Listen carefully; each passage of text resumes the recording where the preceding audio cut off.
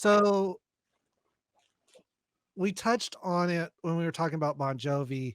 Hair metal in general was a small snippet of the 80s, later, mostly the 85 to 89 era. What do you guys remember? What are your guys' thoughts of why hair metal was so successful, and did grunge kill hair metal? Colin? I think hair metal was so successful for a few reasons. I think one, because with the crazy hairdos, I think it fit perfectly with MTV. I think it was a perfect time capsule that they just looked the part for TV. I think the other thing with hair metal is that it sounded so different in the sense that you had guys hitting notes and singing these anthems that they were never hitting before. I mean, you think of Right. like a lot of the powerful songs by guys back then, like even like the biggest songs, like they wouldn't go above like a regular tenor range, and now they're going to these insanely high notes, Falsetto. belting them out, and it's like, oh, okay, like this is something like everyone can sing along to. Like it's just sounds bigger, and guitar solos and everything. It just sounded very different and fit the MTV style. I think grunge was more. I guess people saw past the hair and they're like, like this is more real. Like hair metal is too phony, which I don't believe, but I think there's definitely like the phony aspect to it. Like guys are not supposed to hit that note. They're not supposed to have those hairdos. We're gonna like grunge. This is what rock is. This is what rock is, and it was once grunge took over. Those two styles were so contrasting and so different they couldn't exist in the same world. No way. It was. I think it was a generation. It was time.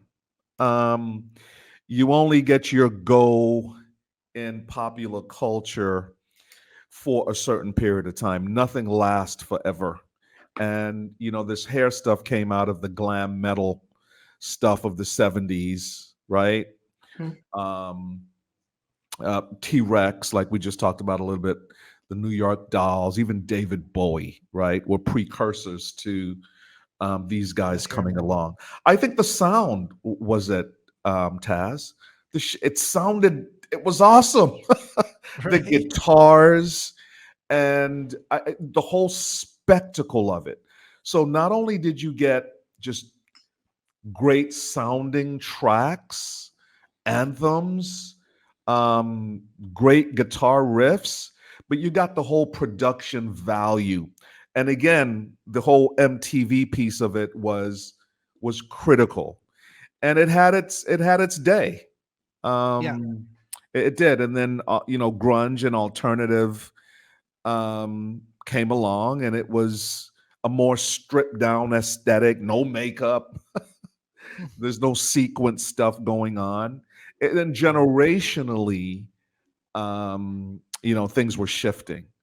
But I Right. love going back to glam metal and then hair metal stuff. I love that whole. It's a very interesting time in rock. Motley Crue. I was into Motley Crue heavily. Def Leppard, Right. right? Oh yeah. Yeah. To me, the glam metal, like you said, phased into hair metal, and it was so different from the standard top 40, what we were getting on top 40, that you know you have the rock charts that say this was, these were the biggest hits, but as we alluded to last time, charts changed, and it was all about singles, and not everyone wanted to release their single because they didn't want people going and just buying the single. They wanted them to buy the whole album. uh do you think that the the Gen Xers that were heavy into the glam metal, and the hair metal, do you think they just, like you said, phased out of that and saw beyond it as millennials started becoming teenagers in the 90s? I think that's what happens. I mean, you just look at rock and roll in general, and nothing stays the same.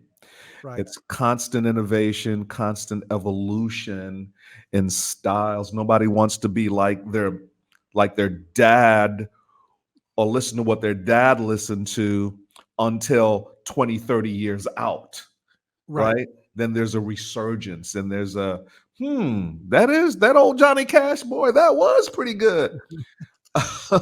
So yeah, Right. I think the same dynamics are at play here. You have people aging out of certain stuff and people coming of age and grasping on to what they consider to be theirs. This is the new thing. Right. Yeah, so I think it was just that generational shift that we see happening in popular culture and music all the time. And of course the purists in country and in all other art forms long for the day of, back in the day when music was music. It's that constant struggle with not wanting to let go of the past and not wanting these Gen Xers or the younger people to have their time in the limelight, if that makes any Right. sense. Yeah. Um, Right. it, it was their time to say what was popular and what they were going to get behind, and they did. And alternative and grunge really had its day. It did. Colin, your thoughts? Yeah, I think that was pretty well said. I mean, we saw that same thing with disco, and we saw it with boy bands and girl groups in the late '90s, early 2000s. Like, usually get like a 5 year period. Usually get a 5 year period where it's the new thing. Yeah. I think the other thing with hair metal is that when you have all these groups and guys singing in falsetto, it's tough to differentiate between a lot of them. It really is Right. tough. Yeah. I It mean, just without if you played a random White Snake song, Bon Jovi song, and Def Leppard song to someone that has no clue who any of them sound like, that they're very much the same. Yeah, like it's tough to differentiate between like with guys that aren't singing in their regular voice. Most guys' falsetto sounds pretty similar when they're trying to do it like that versus the regular chest Exactly. voice. So I think Exactly. that definitely plays a part in it, where it's like, okay, this is the same song over and And there over. was only, like you said, there was only so much you could do with that stuff too. You know what I mean? Yeah. And yeah, Um, you had the power ballads, and the power ballads is really where you could differentiate the different groups. the voices. But those stadium anthem songs, they they did all sound very similar. What was that one? Come on, na, na, na.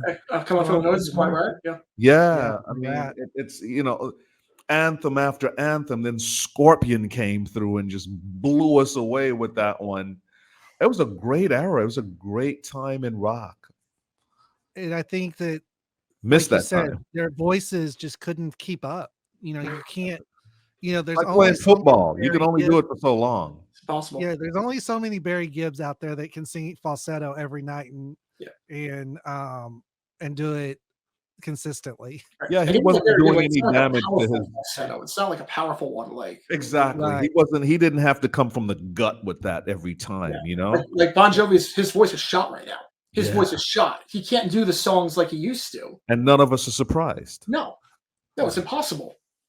Yeah. Like the only artist that can sing at a hot, like in that high voice still with all that power, that's not like classically trained, that like a rock star is Steven Tyler. That's really the only one. But Steven that's not Tyler. hair metal. That's How not. about That's how about Perry from Journey? Is he and again those guys weren't that, I mean they were rock for sure, yeah. but they weren't like that heavy They weren't metal, hair metal. No, right?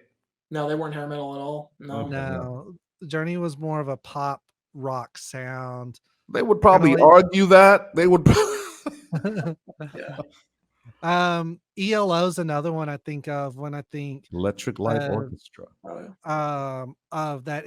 They've got some heavy rock songs, but most of their stuff's more in the to me in the pop genre.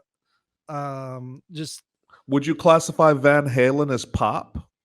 no, no, they're But rock. but I could argue that They have pop songs. I would say with David Lee Roth it was rock. With Sammy Hagar was a bit more pop. They're Sammy yeah, Hagar, he definitely he ain't singing today. Yeah. Um, yeah, Not David Lee sustainable. Roth had a very different sound than Sammy did, and you know, leave it to Bowling for Soup to say who's the other guy singing Yeah. with Van Halen. Yeah. Like Panama's rock, but I mean you listen to like When It's Love, there's Yeah. no way I could say that's rock. Yeah, well, yeah, Right. and they were one of those groups where they didn't stick hard and tight to that rock genre. They Right. Panama songs like Jump, Yeah. Poppy But, for but sure. but I think that was a product. I think a lot of that was product of the MTV era, trying to get songs on MTV and knowing that the hard rock stuff was not going to get on MTV, whereas more the pop rock was. Mhm. Demographics, man. What's Yeah. selling? You're right. What's 18 MTV to 30 featuring? year olds. What are those young adults buying? That's what gets advertised. Yep. Unless you're on a kids network or a network devoted to teens, yeah, 18 to 30 is the demographic all those channels want. Hmm. And thus that's where the music industry goes, is to appeal to that genre, that age bracket.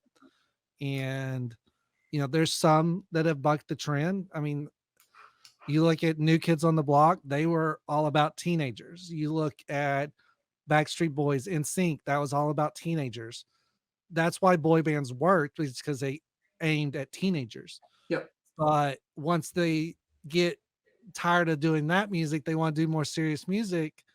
And those teenagers don't want that. They want the fun, Well, poppy yeah, stuff. it's like we've gone through that phase kind of thing. I think today the opportunity with social media and the various platforms to cultivate your audience a lot more closely, which those guys were doing back then, but not to the degree that you can with technology today.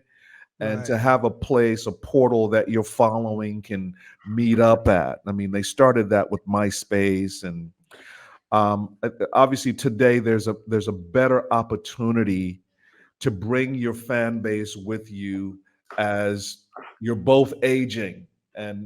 and but back then you're right, it's on to the next one. We're not 15 anymore. Bye Yeah. bye bye. Yeah. It's uh, on to the next it's on to the next group of 5 that we can put together to yep. appease the new teenagers. Yeah. I mean, they were even doing it in the 60s. I mean, 60s and 70s. I mean, the Monkees were an answer to the Beatles, Uh, So it's always been that, but I think it's more pronounced today. yeah. So the one that I'm always shocked by, because now you see like there's still boy bands every now and then. Like One Direction was big 10 years ago. Mhm. BTS, K-pop. Oasis, was The it Oasis? one, yeah, the one that I'm shocked that hasn't happened yet, with the rise of like country music is bigger now than ever has been before. I am Right. shocked that no one has put together a superstar country boy band of teenagers. Hmm. I'm actually shocked. Like that seems like no one's done that. Like you get like 5 teenagers or like late teens who can sing country that have the looks, they could be huge. Yeah, there's an argument there that there would be some seriously broad appeal, but I can imagine the pushback from the purists, Oh, man. oh. Woo! Well, I mean, Those candy asses. you see how much pushback there is from the purist on Taylor Swift even. I Oh my mean, God, it's when it's she it's came out, outright they hate. loved her. It's There's pushback hate. for everyone now. Like there was pushback for Luke Combs with Fast Car, even though like Tracy gave him blessing and did it like perfectly and everything. And there's pushback for Florida Georgia Line. They became like one of the biggest country acts of all time. There's pushback for everyone that enters that field at this I point. mean, you've had vocal groups in the past. You've had the Statler Brothers, you've had the Oak Ridge Boys, but But not teeny you boppers. really don't Not see. a country like with choreography and everything like Yeah, Right. a not country teeny twang. boppers. There's Because There's nothing. those never guys been just that. stood up there and sang. They didn't, they had a backing band. They had all of that, but they didn't move around. They were adult And oriented also. Yeah. But I get what Gator is saying. I mean, a band that is put together like Menudo was, right? Yeah. In sync to appeal directly to girls Yep. for the Right. most part. And they do country Um, music. Yeah. I don't know if that would fly in country. I mean, I just don't know that it would, even though country has changed so much. I'm learning. The I Gen just, Zs might accept With it, but TikTok too, like yeah.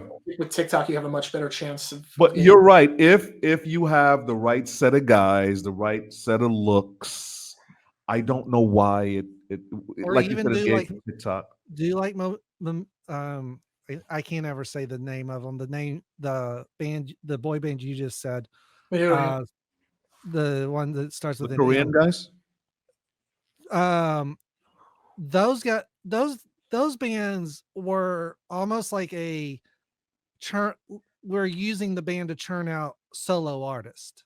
Some Hmm. of those bands have been designed like that, and when the management can't find new guys to replace, then you have the NSYNC and Backstreet Boys situations where it's like, okay, time to go solo, and now the band's dissolved because we don't have anyone to fill those places.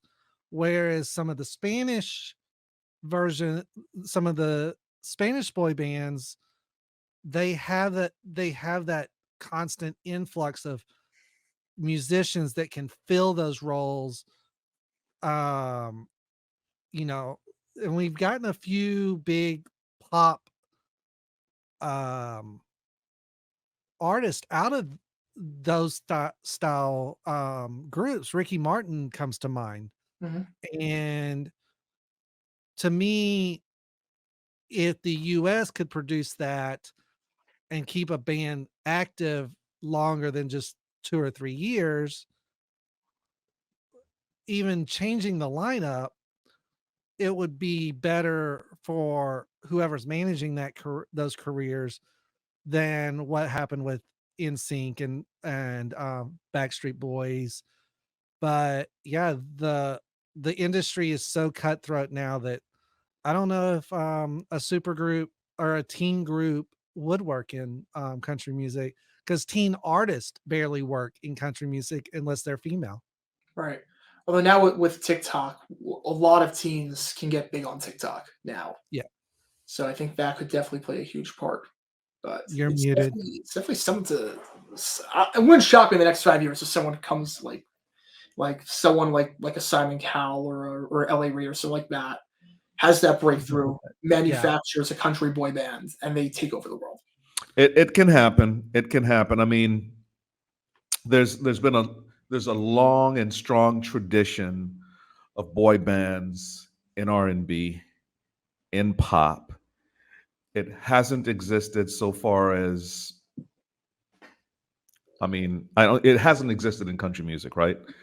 Right. But teenagers, Leanne Rhymes, going back to what's her name, the Tanya original Tucker, "Rock Around the Christmas Tree." What's her name? Really, yeah. Brenda Lee, Right. Um, uh, Tanya uh, Tucker, right. I mean, they they're some of all the, got Taylor Swift all got starts as teenagers. yeah. But I agree with you. If there was ever a time to try that experiment with It's social now. media being in its prime right now, maybe somebody will come out with an AI country boy band and see how that goes.